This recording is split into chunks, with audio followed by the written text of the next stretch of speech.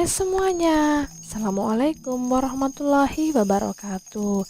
Seperti biasa ya, aku bakal bercerita tentang hal-hal mistik di sekitar kita.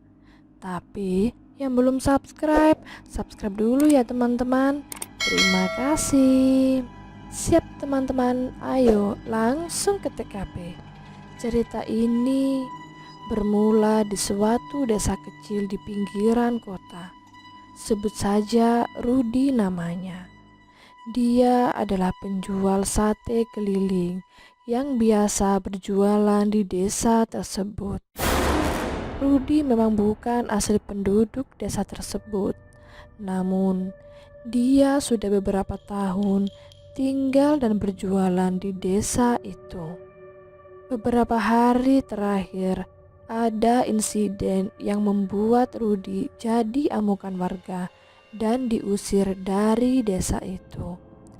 Ya, kejadian itu karena Rudi berjualan sate dengan curang. Demi meraih keuntungan lebih, Rudi menjual sate dari daging busuk, sehingga banyak warga yang sakit keracunan habis makan sate buatan Rudi. Rudi pun diusir dari desa itu.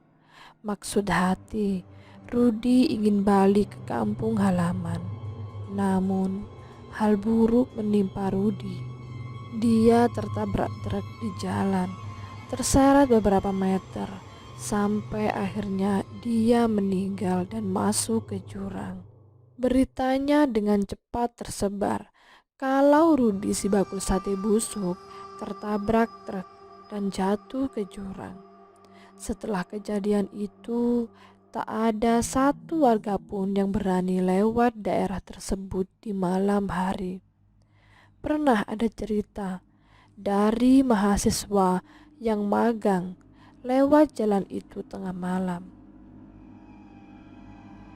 Ketika itu, dia melihat ada pedagang sate keliling di pinggir jalan. Karena merasa lapar, dia pun akhirnya memutuskan untuk makan sate di pinggir jalan. Namun, hal mengerikan pun terjadi.